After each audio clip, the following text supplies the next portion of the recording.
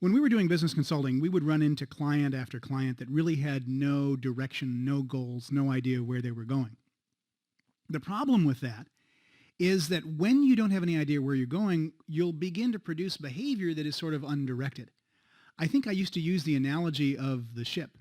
If you and I were going to get on a ship together, and we were going to go sail out in the ocean, and you'd say to me, Tad, where are we going? And I'd say, well, I don't really know.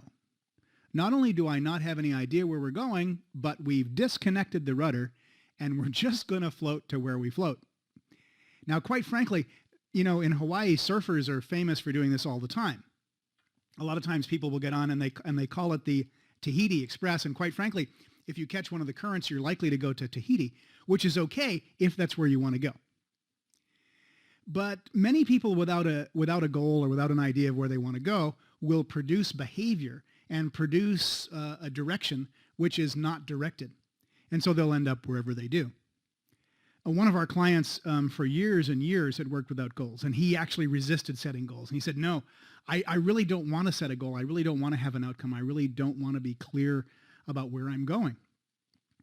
And he resisted it for a number of reasons, which when we finally reframed it, he began to realize that, yeah, it might be a good idea to set some goals. So he did. Now, in my own personal experience, we used to own a radio station in Honolulu. And we owned the radio station in Honolulu for a number of years. And while we were owning the radio station, we were actually losing money. In fact, I think for the first 3 years that we owned the radio station, we lost about $300,000. And one day the IRS came into my office and he flipped out his badge and he said, Mr. James, you're in big trouble. And the bank called that day and called $150,000 worth of loans that we had. And I went, whoa. Now, step back from this for a moment and let me tell you about my buddy Mark. My buddy Mark used to call me every year. For the first 3 years that we owned the radio station, Mark called me. He never told me this, thanks a lot, Mark, until the 4th year. But the first year he called me and he said, how's it going? And I said, oh, we're doing just great. We're almost up to our projection and we're going to break even next month.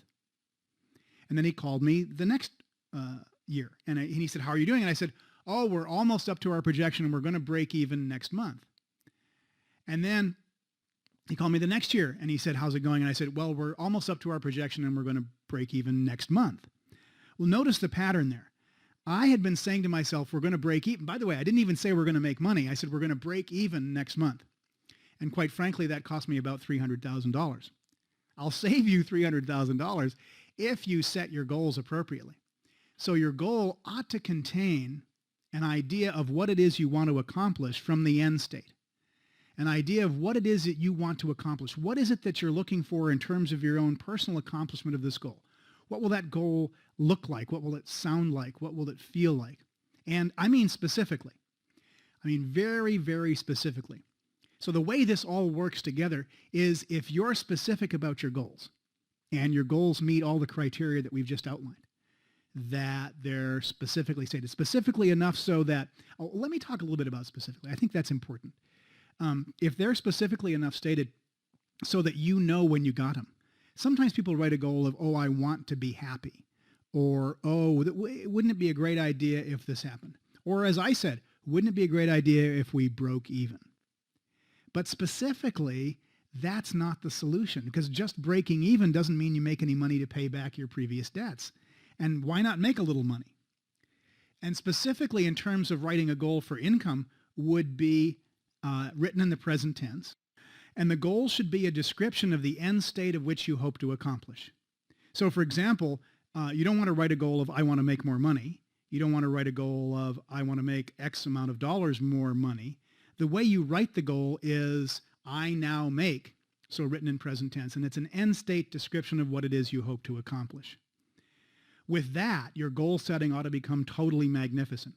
If you apply these principles of the 5 principles for success, our keys to an achievable outcome, and the well-formadness conditions, and you put these all together every time you set goals for yourself or for your clients, you'll have an absolutely unbeatable set of ways to set goals.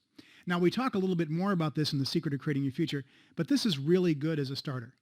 So if you haven't finished writing your goals or if your goals weren't as well formed as they could be, taking this knowledge, why don't you go back and rewrite them?